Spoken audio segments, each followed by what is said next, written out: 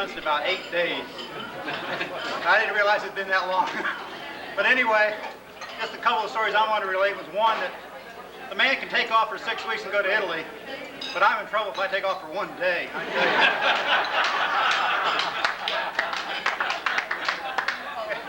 tell you. The man talks to me into going back to school and get my college degree, but I don't know when he expects me to attend class because he wants me there all the time. I get sick, he calls me at home, make sure I'm sick, I guess, or I don't know.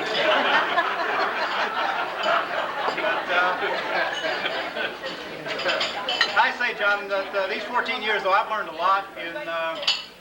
I guess I'm your latest orangutan, and probably your last, unless you call your grandkids orangutans too.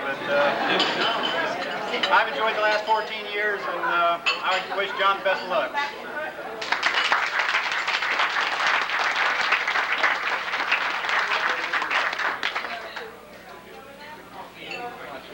Yeah, Sam, I know all about that. Go get yourself an education. Where the hell were you? Get a shag. Hey, Ray Bueller is going to present a little bit here.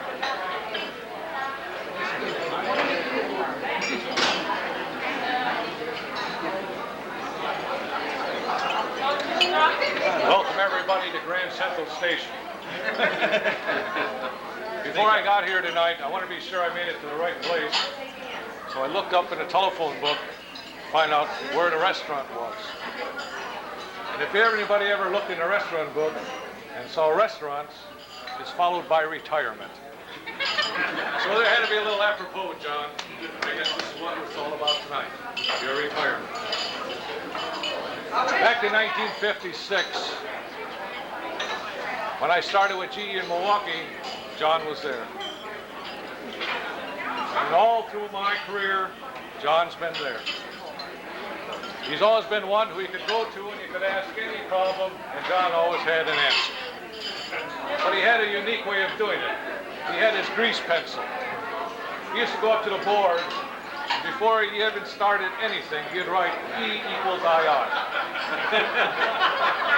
I always thought he was trying to belittle my knowledge, but all through the years, it was always the same. E equals IR, and he would go on to explain any problem. Tonight, I finally found out what E equals IR means. Eventually, I'll retire. And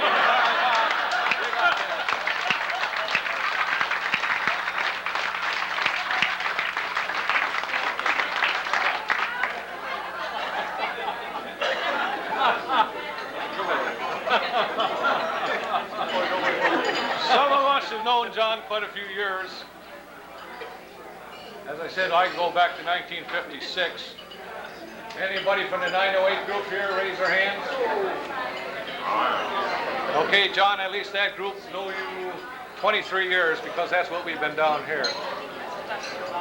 So, in the long run, they understand, how can I say it, what your idiosyncrasies are.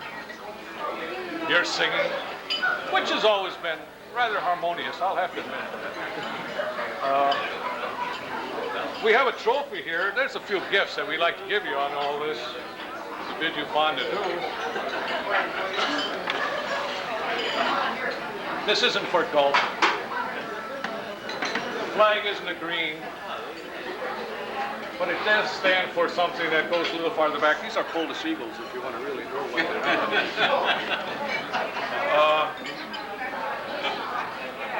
John had a knack of walking around and picking up a tune. What this represents is a tune that goes back to the bridge on the River Kwai. And that one was, it's Polacks that make the grass grow green. Polacks.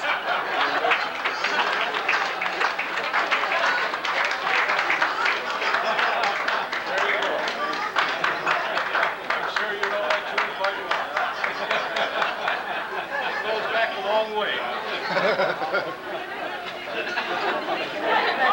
Of course, John's going to retirement now.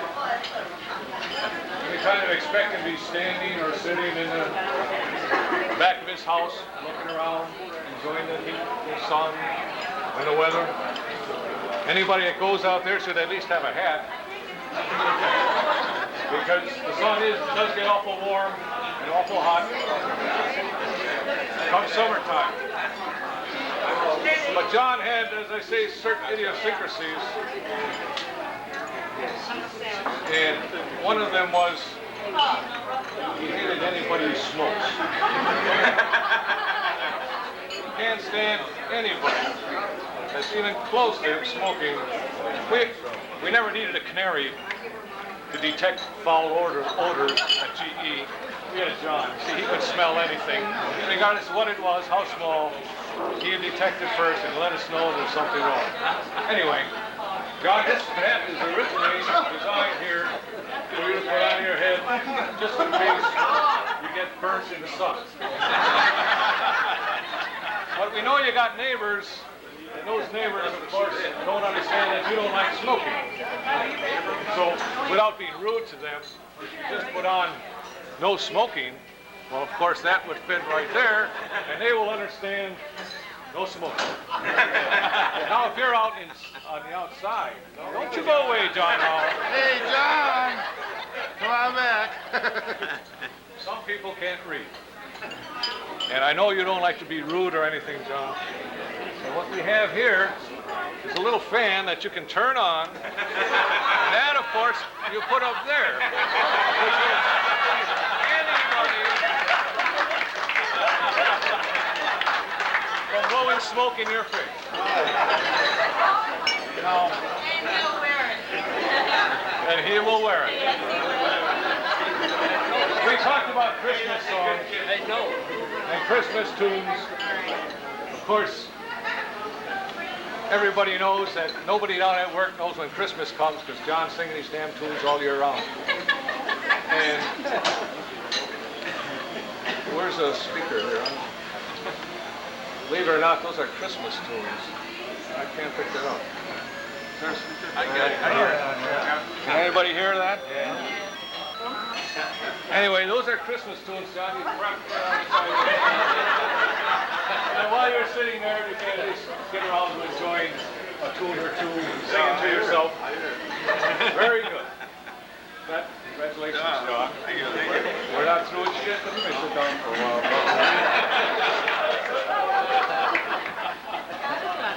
Where's Mary Ann? Mary? Mary Ann. He's going to pull out his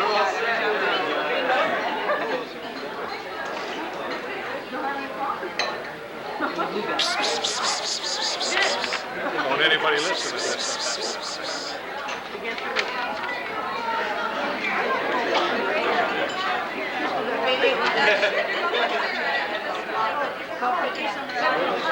That when he retires, he's going to try something different.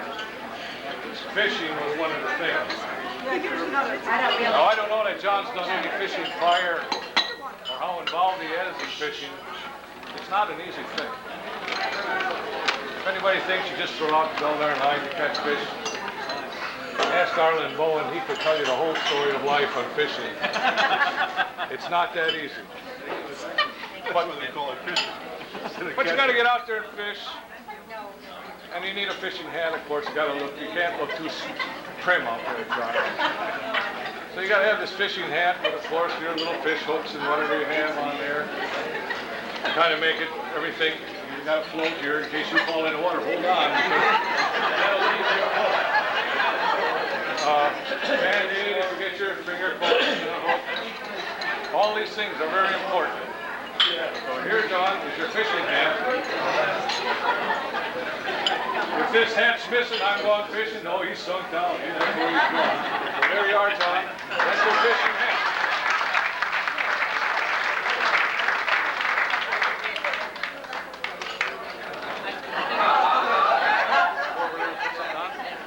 Of course, John, you can't fish without a fishing pole, right? But here is the knack of fishing. You cast out, and somewhere down the line that's going to go, we got a little fishing boat here. And it goes in there, and then you turn the little handle. You see how that goes?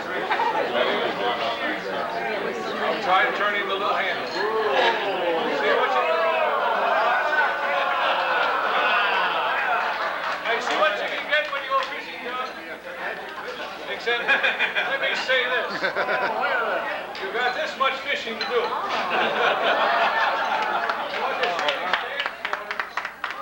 If we don't damn well he isn't going to catch any fish, so you better buy some at the store and bring it home and make it sound like you really know what the hell you're doing. Okay, John, that's all yours.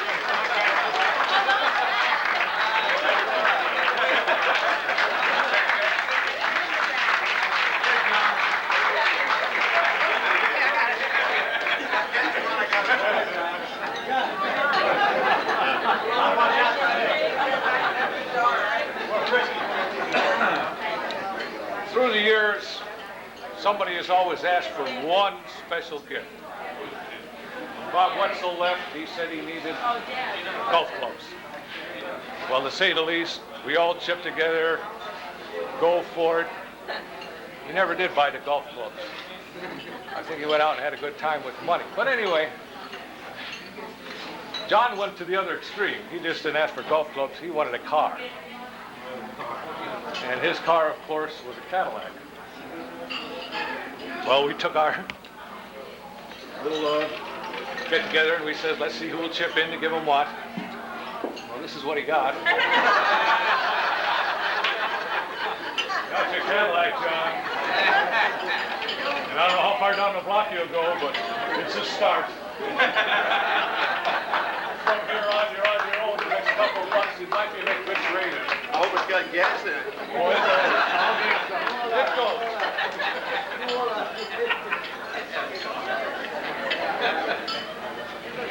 A little more or less gay, yes. And John did buy a VCR.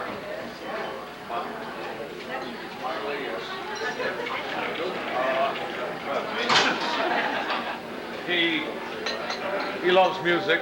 As I say, you can always tell by the songs he sang all the time he was down at work.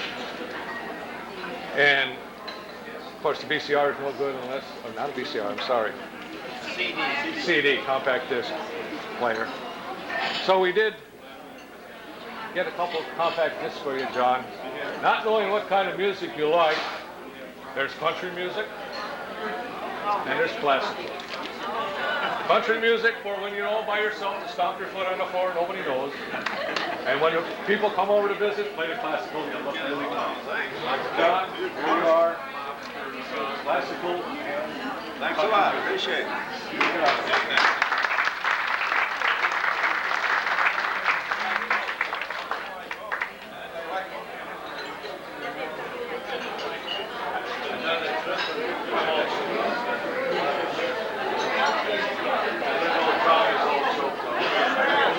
How can one stand such gratitude and everything being bestowed upon him? So, John, I know I saw the tears in your eyes the last time you came up here. What we have here is a little box for you. Come up here, John.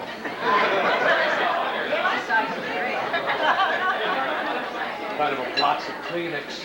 Oh, I see. Pull that up. You can wipe your eyes with it. Oh. Keep pulling. Keep pulling, John. Keep pulling, John. If that doesn't make you cry, John, I don't know what else will be.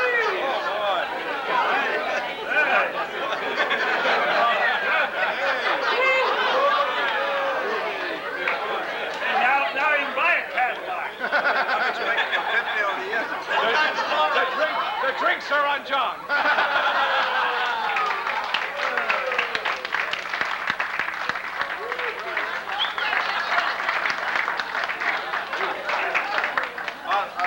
I'll wear this.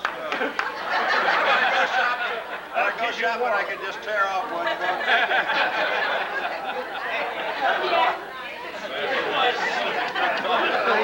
What it all boils down to is thanks for a great experience. It's been nice knowing you. Sign up once in a while. I know you turn up. Thanks for everything.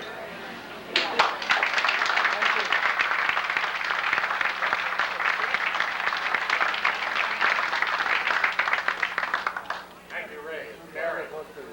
Before we go any further, I'd like to thank Mary, Brittany, Jane Dawson.